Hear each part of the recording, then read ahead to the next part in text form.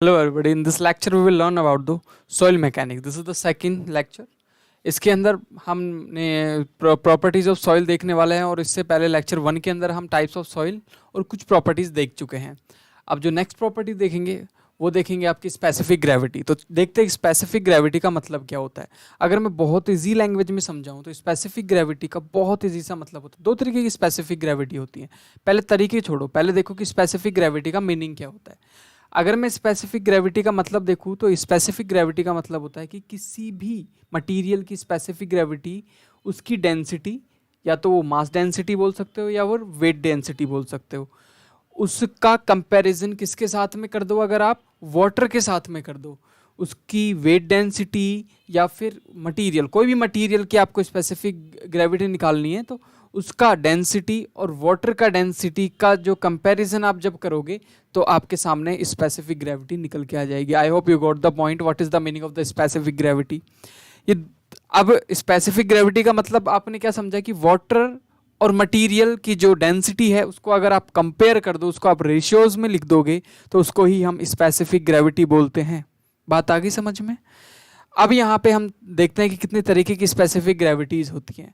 There are two type of specific gravity. पहली होती है आपकी ट्रू स्पेसिफिक ग्रेविटी, जिसको हम एब्सोल्यूट स्पेसिफिक ग्रेविटी के नाम से भी जानते हैं। क्या मतलब क्या है एब्सोल्यूट या फिर ट्रू स्पेसिफिक ग्रेविटी का। देखो, आपने एक सॉइल का सैंपल लिया। अगर आपने एक सॉइल का सैंपल लिया तो उस सॉइल के सैंपल के अंदर सॉइल भी होगा, एयर भी होगी, वाटर भी होगा। लेकिन जब ट्रू स्पेसिफिक ग्रेविटी निकालते हैं तो उस कंडीशन में जो डेंसिटी, वेट डेंसिटी निकालते हैं वो सिर्फ सॉलिड की ही, क्या किसकी, सिर्फ सॉइल के सॉलिड पार्टिकल्स की ही आपको स्पेसिफिक ग्रेविटी के टाइम पे डेंसिटी निकालनी होती है।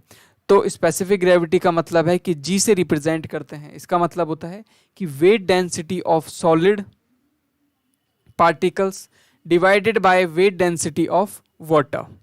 तो समझ में आ गया कि सॉलिड पार्टिकल्स के वेट डेंसिटी को अगर मैं वाटर के वेट डेंसिटी से कंपेयर कर दूं, लेकिन एक खास बात होती है इन दोनों में कि जितना आपने सॉलिड सैंपल लिया है उसका वॉल्यूम एग्जैक्टली सेम होना चाहिए वाटर सैंपल के, एग्जैक्टली सेम होना चाहिए, ना तो कम ना ज़्यादा।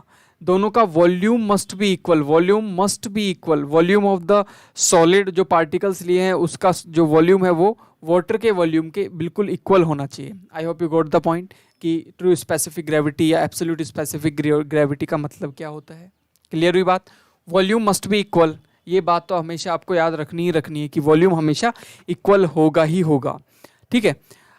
अब हम बात करते हैं second type of specific gravity की। ये आपने सैंपल ले लिया, इसमें एयर भी है, वाटर भी है और आपका सॉलिड पार्टिकल्स भी हैं। इस second type of specific gravity का नाम होता है अपेरेंट स्पेसिफिक ग्रेविटी या फिर मास स्पेसिफिक ग्रेविटी। मतलब क्या है मास स्पेसिफिक ग्रेविटी का। देखो, पिछले वाली कंडीशन में हमने जो वेट डेंसिटी निकाली थी या फिर यूनिट वेट निकाला था वो सॉलिड्स का निकाला था, लेकिन यहाँ पे जो यूनिट वेट निकालेंगे वो सॉइल जिस कंडीशन में है ना, जिस भी कंडीशन में सॉइल है उस कंडीशन का यूनिट वेट निकालेंगे है। उस सेम वॉल्यूम के वाटर का भी हम यूनिट वेट निकालेंगे। उन दोनों को जब हम रेशियो में लिखेंगे उसको ही बोलते हैं अपेरेंट या फिर मास स्पेसिफिक ग्रेविटी। तो this is the second type of specific gravity. The name of this kind of specific gravity is apparent और the mass specific gravity. I hope you got the point. अब हम बात करते हैं, यहाँ पे properties होती है ख़त्म। अब प्रॉपर्टीज़ को फाइंड करना सीखेंगे। तो कुछ आपकी इंडेक्स प्रॉपर्टीज़ होती हैं। There are 9 type of index properties. पहली होती है आपकी क्या, वाटर कंटेंट। दूसरी होती है unit weight of soil, specific gravity, particle size distribution, consistency, ये सबसे इंपॉर्टेंट होती है। और उसके बाद थिक्सोट्रॉपी, सेंसिटिविटी, एक्टिविटी और कोलैप्सिबिलिटी। तो अब हम बात करेंगे स्टार्टिंग में वाटर कंटेंट की। ठीक है, उसके बाद बात करेंगे स्पेसिफिक ग्रेविटी, फिर यूनिट वेट निकालना सीखेंगे। सबसे पहले हम वाटर कंटेंट। तो सबसे पहले मैं आपको बता दूं कि हमने वाटर कंटेंट क्या होता है, ये पिछले वीडियो में देख लिया था। तो मैं एक बार फटाक से बता देता हूँ। वाटर कंटेंट का मतलब होता है कि weight of the water with respect to weight of the solid particle in soil. अगर ये रेशियो या फिर इसको परसेंटेज की फॉर्म में लिखते हो, इसको ही बोलते हैं वाटर कंटेंट। क्लियर हो गई बात? Water content is nothing but weight of the water with respect to the weight of the solid multiply with 100। इस रेशियो को या इसको परसेंटेज बेस में जब आप लिखते हो, उसको ही बोलते हैं हम वाटर कंटेंट। मेरे हिसाब से बात समझ में आ गई होगी कि वाटर कंटेंट का मतलब क्या होता है।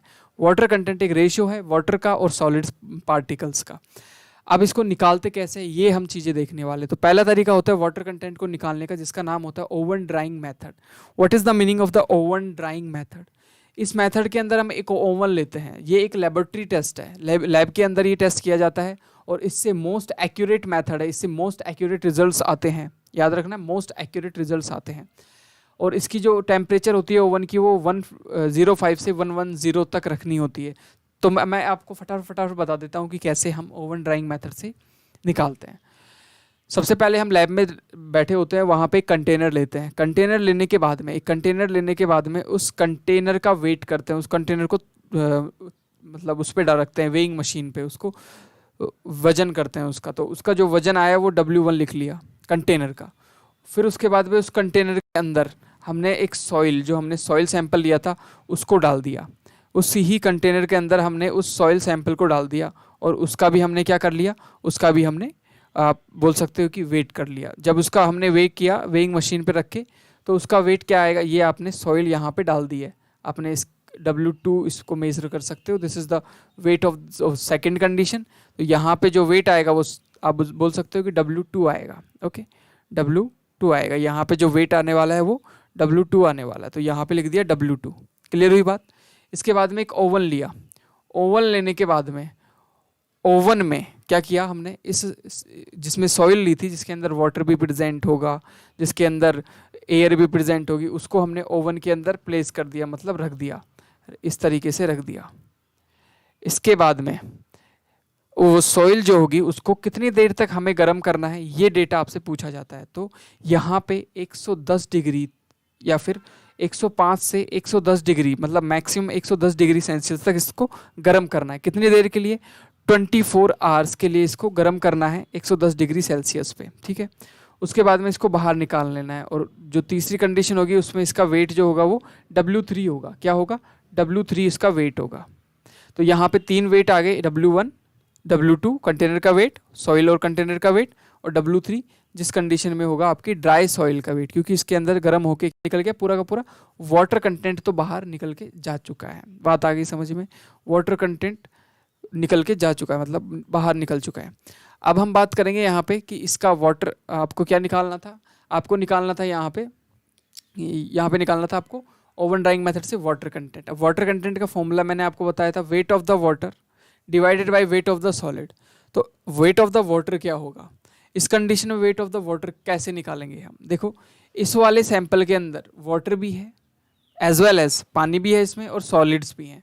इसमें सिर्फ और सिर्फ सॉलिड है। तो क्या मैं W2 में से W3 माइनस कर दूं? मतलब जिसमें पानी है और सॉलिड पार्टिकल्स हैं, मतलब ड्राई सॉइल है, उसमें से सिर्फ ड्राई सॉइल मतलब सॉलिड पार्टिकल्स को उड़ा दूंगा, तो सिर्फ आपके पास में वेट ऑफ द वाटर नहीं आ जाएगा? बिल्कुल आ जाएगा सर।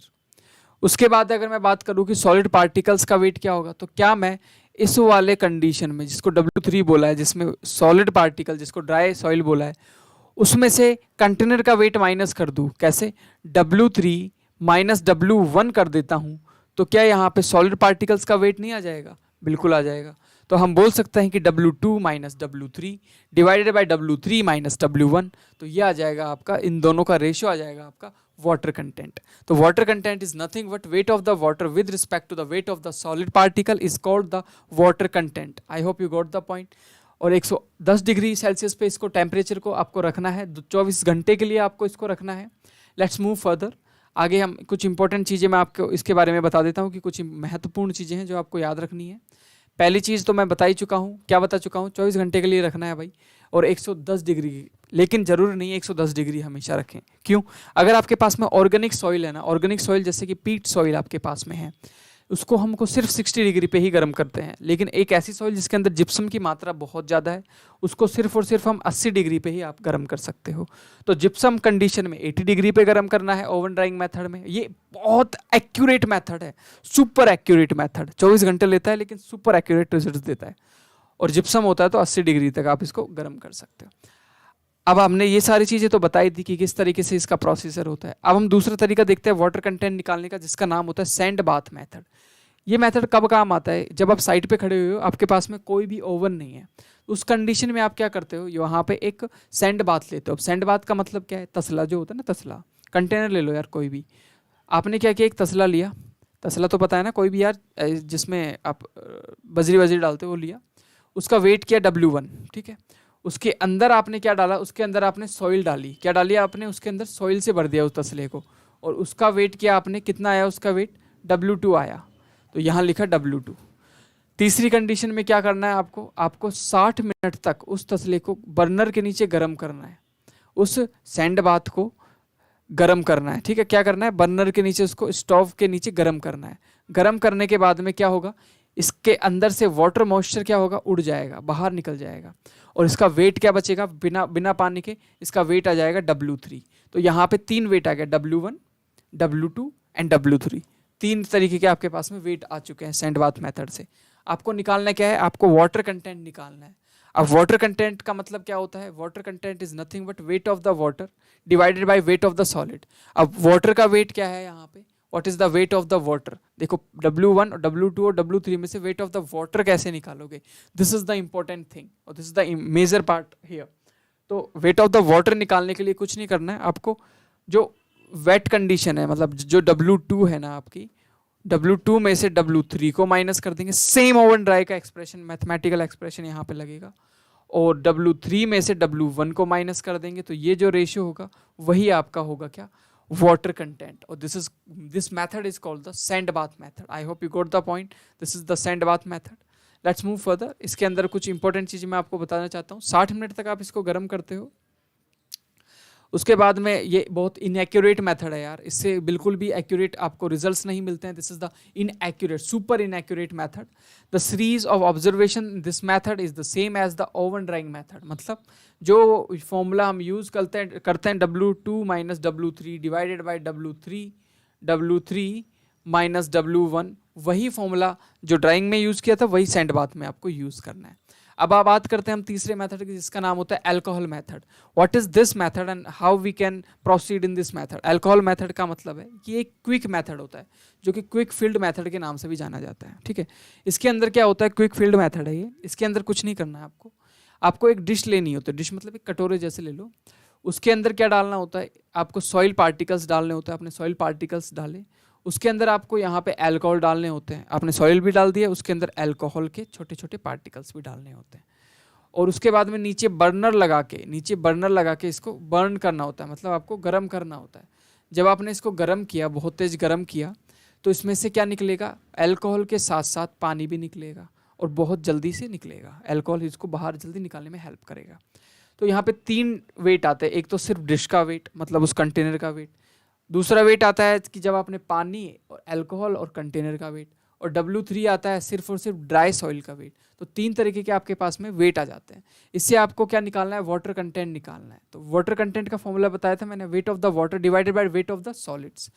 अब वेट ऑफ द वाटर कैसे निकलेगा? वही सेम फॉर्मूला ओवन ड्राई वाला, W2 minus W3 divided by W3 minus W1। This is the formula which we can use to find the you can say we can find use to water content in a sample. Okay, let's move further. ये कुछ important चीज़ें हैं, इसमें ज़्यादा important जो भी चीज़ें मैंने बता दी है। एक चीज़ याद रखना, जब हम मिलाएंगे पानी को या फिर सॉइल को अल्कोहल से, तो वायर की हेल्प से अब इसको मिलाते रहेंगे, ठीक है। Let's move further. This is called the calcium carbide method. This is also quick method, बहुत ही जल्दी आप कर सकते हो इसको, जिसको 5 से 7 मिनट लगते हैं करने में। कैसे करते हैं? इसके अंदर एक मशीन आती है जिसको हम प्रेशराइज मशीन या प्रेशर मेजरिंग मशीन बोलते हैं। इस मशीन के ऊपर यहाँ पे एक मीटर लगा होता है, जो कि आपको W की वैल्यू या फिर वाटर कंटेंट की वैल्यू दे देता है। क्या करना होता है? ध्यान से देखो। आपने एक कंटेनर लिया, इस कंटेनर के अंदर क्या डाला आपने? यहाँ पे आपने डाली एक सॉइल सैंपल डाला, इस तरीके से आपने एक सॉइल सैंपल डाला। अब इस सॉइल सैंपल को डालने के बाद में, इस सॉइल सैंपल को डालने के बाद में, इस सॉइल सैंपल में एक चीज़ और डालनी होती है, जो कि क्या होती है, जो कि होती है आपका कैल्शियम, फ्रेश कैल्शियम कार्बाइड। ये डालने के बाद में आपको उठा के इसको और यहाँ ले जाना होता है। किसमें?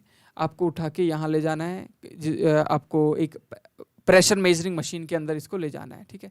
और प्रेशर मेजरिंग मशीन क्या करेगी, इसको इस तरीके से रखेगी और कुछ देर के बाद में इसके अंदर से क्या निकलेगा, इसके अंदर से निकलने लग जाएगा एक एसिटिलीन गैस। और वो एसिटिलीन गैस का प्रेशर मेजर करेगा कौन? उस एसिटिलीन गैस का प्रेशर मेजर करेगी ये मशीन, और ये आपको क्या दे देगी, सीधी वाटर कंटेंट की वैल्यू दे देगी। लेकिन ये जो देगी वाटर कंटेंट की वैल्यू, ये कंटेनर है आपका, यहाँ से एसिटिलीन गैस निकलेगी। और कैसे निकलेगी? जब आप मिट्टी के अंदर कैल्शियम कार्बाइड को मिलाओगे और रखोगे तो इसमें से एसिटिलीन गैस निकलने लग जाती है। जो आपको यहाँ पे रीडिंग मिलेगी वो W' की मिलेगी। आप बोलोगे कि W' क्या होता है? देखो, वाटर कंटेंट का मतलब होता है weight of the water divided by weight of the solid, लेकिन सॉइल पार्टिकल के सॉलिड के बीच का रेशियो। लेकिन जो W' आएगा वो उसका मतलब होता है weight of the water with respect to total weight. Okay, total weight के रिस्पेक्ट में अगर मैं पानी का वेट को कंपेयर करूँ तो उसको बोलते हैं हम W'। बात आ गई समझ में? लेकिन सर हमें तो W' से W पे पहुंचना है, तो कैसे पहुंचेंगे? तो देखो, W is equal to W' divided by 1 minus W'। ये आपका फॉर्मूला होता है। W is nothing but the water content. तो you can easily find out the water content with the help of this formula, calcium carbide method. इसको 5 से 7 minute लगते हैं to find the final value. अब देखते हैं इसके अंदर एक इंपॉर्टेंट चीज़, छोटी छोटी इंपॉर्टेंट चीज़ें होती हैं जो मैंने बता भी दी, वापस लिख भी दी। इसके अंदर जो वेट सॉइल लेनी होती है वो 6 ग्राम ही लेनी होती है, याद रखना है। और मिलाई जाती है बहुत विग्रेसली, इसको कैल्शियम कार्बाइड को मिला दिए सॉइल से, बहुत ज़्यादा इसको हिला देते हैं, फिर आपको रिएक्शन में W' की वैल्यू मिलती है। This is the 5th method, जिसका नाम होता है पिक्नोमीटर मेथड। ये बहुत इंपॉर्टेंट है, वाटर कंटेंट निकालने के लिए भी इंपॉर्टेंट होता है, और ये स्पेसिफिक ग्रेविटी निकालते हैं उसके लिए भी इंपॉर्टेंट होता है। तो सबसे पहले तो हम वाटर कंटेंट ही निकालेंगे पिक्नोमीटर मेथड से। देखो, पिक्नोमीटर क्या होता है? एक तरीके की बोतल होती है, 900 ml की एक बोतल होती है, जिसका कॉनिकल ब्रास का टॉप होता है। मैं अभी दिखाऊंगा कैसी होती है, अच्छे से देखेंगे। ये कोहेसिव लेस सॉइल के लिए यूजफुल होती है। अब आप बोलोगे कोहेसिव लेस और कोहेसिव नेस सॉइल क्या होती है? देखो, कोहेसिव का मतलब होता है जुड़ना, चिपकना। अगर मैं एक मिट्टी का सैंपल उठाऊं जो कि चिपक जाए, बिल्कुल है ना, बिल्कुल ढीला बन जाए उसका, और एक मिट्टी बिखर जाए, तो ये होती है कोहेसिव लेस, जो बिखर जाए। जो चिपक जाए वो होती है कोहेसिव। समझ में आ गई? तो ये बिखरने वाली मिट्टियाँ होती हैं, उनका वाटर कंटेंट निकालने के लिए ये यूज़ होता है। तो वाटर कंटेंट पिक्नोमीटर से कैसे निकालते हैं, ये भी एक क्विक मेथड होता है। सबसे पहले हम देखेंगे स्टेप बाय स्टेप, कुछ फॉलोइंग स्टेप्स है जो कि हम देखने वाले हैं। सबसे पहले मैं आपको पिक्नोमीटर दिखा देता हूँ कि कैसा होता है। तो पिक्नोमीटर कुछ आपका अगर लैब में देखोगे, देखा होगा, तो कुछ ऐसा होता है, जिसका एक इस तरीके से कॉनिकल शेप होता है, और इसके अंदर हम सॉइल को डालते हैं, ठीक है। अब क्या काम करता है, सबसे इसके किस तरीके से वाटर कंटेंट निकालता है, देखो ध्यान से, देखना ध्यान से। सबसे पहला स्टेप होता है कि हम एक वेइंग मशीन, मतलब वजन निकालने वाली मशीन पे पिक्नोमीटर का वेट निकाले, जिसको हम W1 बोल दे। दूसरा स्टेप होता है, इसके अंदर जो मिट्टी ली है हमने, उस मिट्टी को डाल दे इसके अंदर, जिसमें थोड़ा सा पानी भी पक्का होगा, वाटर भी प्रेजेंट होगा और सॉलिड्स भी होंगे। उसका वेट निकाल दे W2। उसके बाद में उसमें और पानी डाल दे कि कंप्लीटली जो वॉइड्स है वो किससे भर जाए, पूरे के पूरे पानी से भर जाएं, ठीक है। उसके बाद में पूरे को खाली करके पूरे के पूरे आप बोल सकते हो पूरे के पूरे पिक्नोमीटर को वाटर से फिल कर दे, कंप्लीटली हम उसको वाटर से फिल कर दे, तो उसको हम बोलेंगे, फिर उसको वेइंग कर ले तो उसको हम बोलेंगे W4। तो यहाँ पे 4 तरीके के वेट आ गए, W1, W2, W3, W4 आगे ना, 4 तरीके के वेट। अब हमें निकालना क्या है, हमें निकालना है यहाँ पे वाटर कंटेंट। तो आपको पता है कि वाटर कंटेंट का फॉर्मूला क्या होता है, weight of the water divided by weight of the solid. तो इस कंडीशन में इन चारों तरीकों को यूज करके हम वाटर का वेट भी निकालेंगे और सॉलिड पार्टिकल्स का वेट भी निकालेंगे फ्रॉम दिस सैंपल, जो ये आपने सैंपल लिया है, ठीक है। कैसे निकालेंगे, लेट्स मूव फर्दर। ये आपका कंडीशन था, ध्यान से सुनना। यहाँ पे एक तो सीधा फॉर्मूला मैं आपको लिखवा सकता हूँ, आप चाहो तो सीधा सीधा लास्ट वाला फॉर्मूला याद रखो, चाहो तो पूरा डेरिवेशन याद रखो, इट्स योर चॉइस। जरूर बिल्कुल डेरिवेशन कहीं नहीं आता है, लेकिन मैं आपको सिखा रहा हूँ कि डेरिवेशन आ जाए तो आप कर पाओ। देखो कैसे आएगा, ध्यान से सुनना। जो सबसे पहले बात होती है हमें क्या निकालना है, हमें वाटर कंटेंट निकालना है। वाटर कंटेंट का मतलब है डब्ल्यू चाहिए, वेट ऑफ द वाटर चाहिए सबसे पहले। तो आप मुझे बताओ कि वेट ऑफ द वाटर कैसे निकाल सकते हैं हम? क्या मैं ऐसे निकाल सकता हूँ W2 में से, मतलब सेकंड वाले वेट में से कंटेनर का वेट W1 माइनस कर दूँ तो सॉलिड और वाटर का वेट निकल के आ जाएगा। इसमें से भी आपको सॉलिड का वेट माइनस करना पड़ेगा, WS माइनस करना पड़ेगा। तो W is nothing but W2 minus W1 minus WS।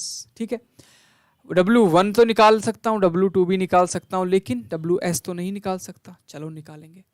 अब WS का ही गेम है, क्यों? एक पहली चीज तो हमें निकालनी होती है वेट ऑफ द वाटर, और दूसरी चीज डिवाइड में WS wait of the solid particle निकालनी होती है। अगर अब मेरे पास WS ला दिया मैंने तो मेरा तो काम बन गया, क्योंकि मुझे क्या निकालना है, वाटर कंटेंट, जो कि किसके इक्वल होता है, weight of the water divided by weight of the solid. Wait of the water ये आ गया, लेकिन यहाँ पे भी WS है और डिवाइड में भी WS है, तो WH निकालना है। उसके लिए जो काम करना है वो ध्यान से सुनो। उसके लिए हम W4 को, मतलब wait of the fourth term को हम कैसे लिख सकते हैं, ध्यान से देखो।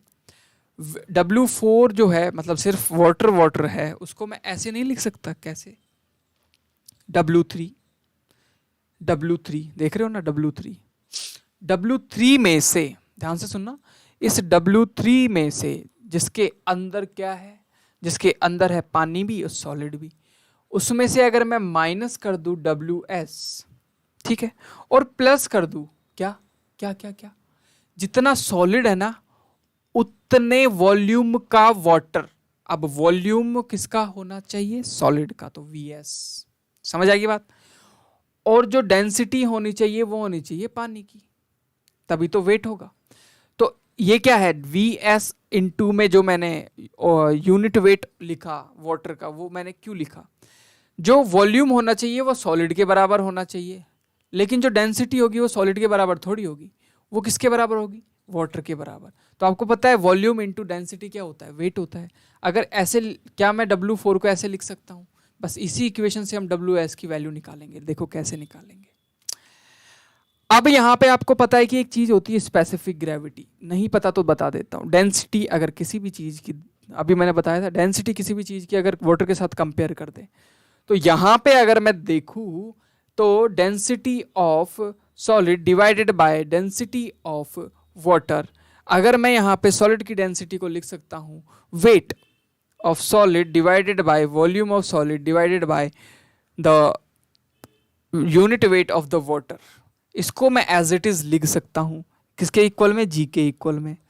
इसको अगर मैं फर्दर सॉल्व करता हूँ तो क्या मिल के आता है? देखो यहाँ पे आपको निकालनी है किसकी वैल्यू? VS की वैल्यू, इस VS की वैल्यू, और इस VS की जगह आपको रिप्लेस करनी है। याद रखना है, क्योंकि ये जो मेथड तभी यूज होगा जब आपको क्या पता हो, स्पेसिफिक ग्रेविटी। तो ये जो आंसर आना चाहिए वो स्पेसिफिक ग्रेविटी के फॉर्म में आना चाहिए। तो यहाँ पे हम G की वैल्यू को क्या लिख सकते हैं? What we can write here, G की वैल्यू देखो ध्यान से। तो यहाँ पे आया आपके पास में G इज इक्वल टू आ गया WS divided by unit weight into में VS, ठीक है, और मुझे चाहिए VS जो कि होता है WS divided by unit weight into G। तो क्या मैं VS को ये लिख सकता हूँ?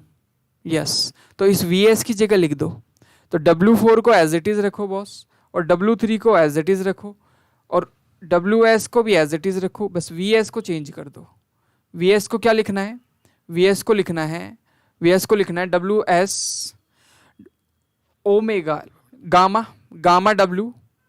देखो WS ऊपर लिखेंगे, gamma W into G, into में गामा W, और गामा W से गामा W उड़ गया, WS अपॉन में G बच गया। तो यहाँ लिख सकते हैं हम W4 is equal to W3 minus WS plus WS upon में G।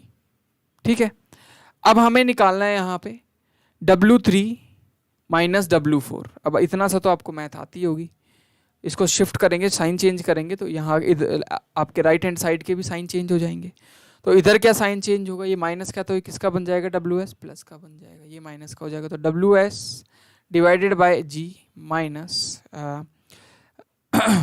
This will be plus, this will be minus, it's okay. W S minus W S upon में जी लिख दिया।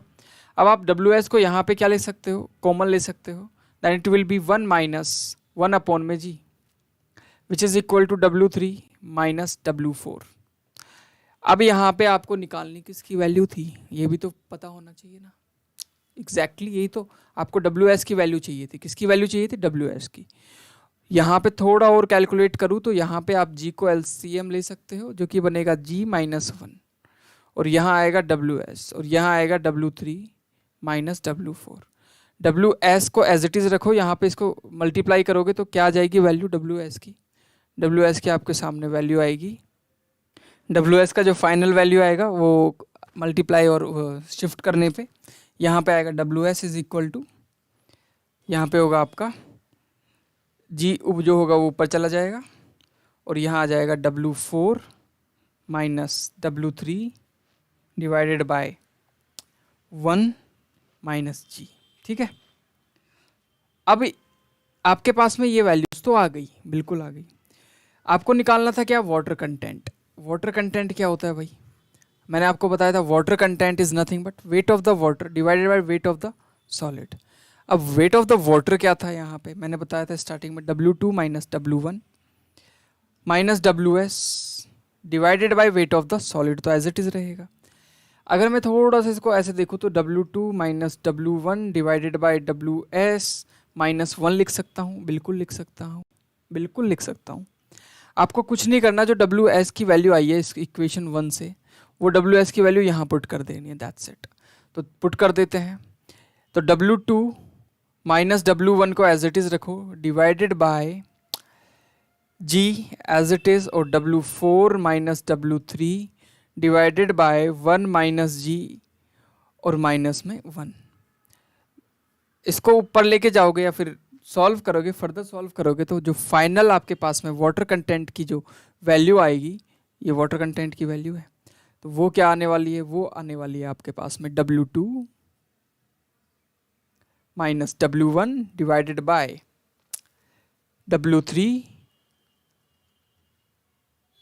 Minus W4 G minus 1 divided by G और minus 1 as it is. This is the final formula. चाहो तो इसको याद रखो, चाहो तो पूरा डेरिवेशन याद रखो, आपकी चॉइस है। ठीक है, लेट्स मूव फर्दर। नेक्स्ट तरीका होता है रेडिएशन मेथड। इसमें कुछ नहीं होता, यहाँ पे एक स्टील केसिंग करके दो तरीके की इस तरीके से कैप्सूल्स डाले जाते हैं, और एक में डाला जाता है कोबाल्ट, जो कि आपका रेडियो एक्टिव होता है। जब कोबाल्ट से क्या निकलती हैं, न्यूट्रॉन्स निकलते, तो हाइड्रोजन एटम्स का वो पता करके ये डिटेक्टर लगा होता है, जो कि आपको रिजल्ट्स दे देता है। बस वो आपका रेडिएशन मेथड होता है। This is the super advance method, तो इतना इसके अंदर मैथमेटिक्स नहीं होती है। नेक्स्ट मेथड होता है आपका यहाँ पे टॉर्शन बैलेंस मेथड। इसके अंदर क्या होता है कि एक बहुत बड़ा लैंप लिया जाता है, ये जो देख पा रहे हो लैंप होता है, ये जलता है, ब्राइट होता है। कितना, 250 वॉट बल्ब, 250 वॉट का बल्ब होता है ये, और ये जलता है। और यहाँ पे एक सॉइल सैंपल रख लिया जाता है, और ये जो सॉइल सैंपल आपने रखा है, इसके नीचे एक वेइंग मशीन, मतलब वजन तोलने वाली मशीन रख दी जाती है। और जो वो वजन तोलने वाली मशीन होती है, वो जैसे जैसे यहाँ से रेडिएशंस निकलती हैं, तो इसमें से पानी निकलता है और इसका वजन कम होता है। और यहाँ पे एक मीटर लगा होता है, जो कि आपको क्या देता है, W' की वैल्यू देता है। और W' मैं ऑलरेडी बता चुका हूँ क्या होता है। टोटल वेट के साथ में जब आप क्या निकालते हो, यूनिट वेट निकालते हो, total weight of the soil के साथ में, वो अगर आपको W निकालना है W' से, तो W' divided by 1 minus W' कर दो, तो आपके पास में क्या आ जाएगा, W आ जाएगा। तो टॉर्शन आपको मेथड समझ में आ गया किस तरीके से करना है। नेक्स्ट, अब हमारी बात खत्म होती है किस पे, वाटर कंटेंट पे। अब हम बात करेंगे स्पेसिफिक ग्रेविटी पे। स्पेसिफिक ग्रेविटी को निकालने का सिर्फ एक ही तरीका है, जिसका नाम है क्या, सिर्फ और सिर्फ पिक्नोमीटर मेथड। बहुत इजी मेथड है, बहुत ही ज़्यादा इजी मेथड है। इसके अंदर बहुत ज़्यादा कुछ, बहुत बड़ा रॉकेट साइंस नहीं लगाना होता। इसको देखते हैं स्टार्टिंग से। एक ही मेथड है, हम कुछ फॉलो करेंगे। ये लिखी हुई चीज़ें हैं, मैं आपको बता देता हूँ फॉलो क्या करना है। बेसिक मैं सीधा सीधा बता दूंगा आपको। यहाँ पे सबसे पहले हम जो चीज़ फॉलो करेंगे वो सेम पिक्नोमीटर लेके उसको फर्स्ट कंडीशन में वेट करेंगे W1, उसके अंदर फिर हम ड्राई सॉइल डालेंगे। याद रखना है, इसमें यही क्वेश्चन पूछ लेते हैं कि स्पेसिफिक ग्रेविटी में सैचुरेटेड सॉइल डालते हैं जिसमें पानी होता है या फिर ड्राई सॉइल डालते हैं। तो ऑफकोर्स ड्राई सॉइल डालते हैं जब हम पिक्नोमीटर मेथड से स्पेसिफिक ग्रेविटी निकालते हैं। तो फिर उसमें पानी डाल देते हैं तीसरी कंडीशन में, उसका भी वेट कर लेते हैं W3। फिर पूरे को निकाल के सिर्फ और सिर्फ पानी डाल देते हैं, उसको फोर्थ कंडीशन बोलते हैं। These are the condition 1 2 3 4। अब क्या करना है, ध्यान से सुनना है। अब हमें निकालना है स्पेसिफिक ग्रेविटी। तो आप मुझे बताओ कि स्पेसिफिक ग्रेविटी का फॉर्मूला क्या होता है। पॉज द वीडियो, नीचे बताओ। देखो स्पेसिफिक ग्रेविटी का फॉर्मूला मैंने बताया था, G is equal to unit weight of the material या फिर बोल दो solid divided by unit weight of the water.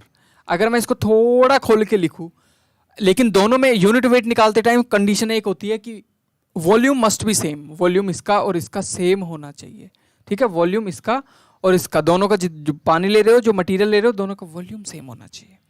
जो आपने सॉलिड का जो वॉल्यूम लिया है वो कुछ इस तरीके से निकालेंगे। कैसे निकालेंगे, देखो यूनिट वेट निकालने के लिए फॉर्मूला होता है वेट पर यूनिट वॉल्यूम। तो weight of the solid divided by volume of the solid, और similarly weight of the water divided by volume of the water.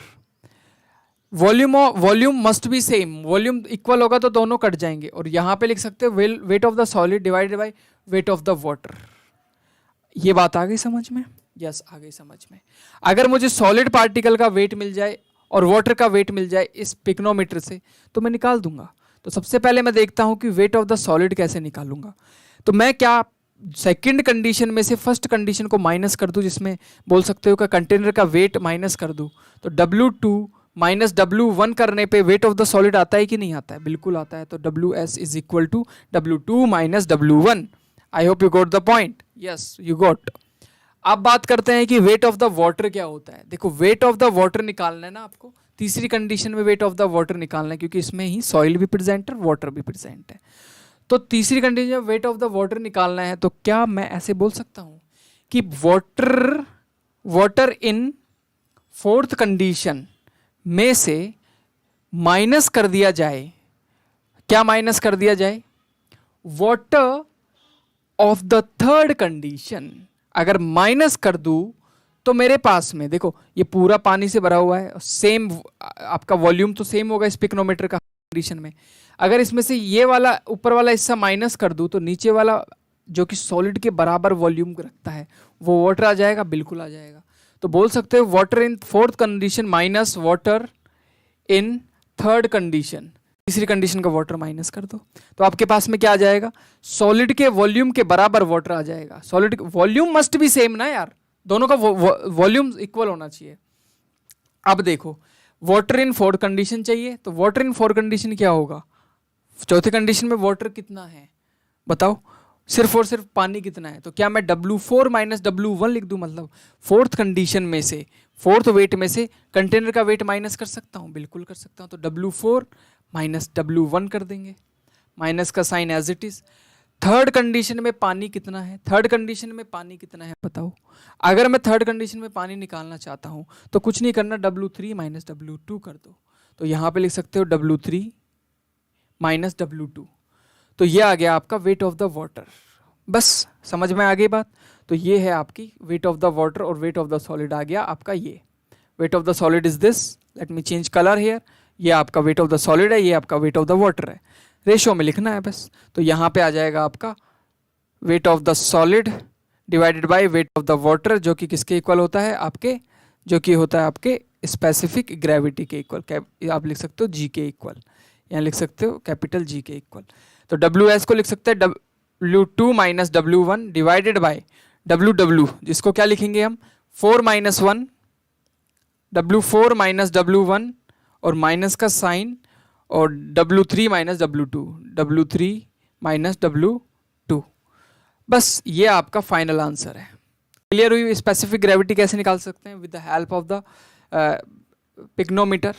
तो इसके बाद वाली करेक्टरिस्टिक्स होती है यूनिट वेट वगैरह, वो नेक्स्ट चैप्टर में देखेंगे। आई होप आपको ये बहुत अच्छे से समझ आया होगा। कोई भी टॉपिक नहीं समझ आया आप नीचे कमेंट बॉक्स में बताइए, मैं पूरा आपको एक्सप्लेन करूंगा। फटाफट एक बार हम रिवाइज कर लेते हैं। कुछ भी नहीं था इसके अंदर, स्पेसिफिक ग्रेविटी निकालनी है और वाटर कंटेंट निकालना है। स्पेसिफिक ग्रेविटी का मतलब पता होना चाहिए, जो कि होता है आपका unit weight of the material या फिर सॉलिड, उसी वॉल्यूम के unit weight of the water के साथ कंपेयर करते हैं। वॉल्यूम सेम है, काट दिया तो weight of the solid divided wait of the water किया हमने, तो वेट ऑफ द सॉलिड निकालने के लिए हमने इमेज से गए, तो यहाँ पे W2 सेकंड कंडीशन का वेट में से फर्स्ट कंडीशन की वेट माइनस कर दी। वेट ऑफ द वाटर निकालने के लिए हमने फोर्थ वाला वेट वाटर और थर्ड वाला wait of the water minus किया, तो आपके पास में वेट ऑफ द वाटर आ गया, उसको रेशियो में लिख दिया। That's it. I hope you got the point. Please subscribe, like,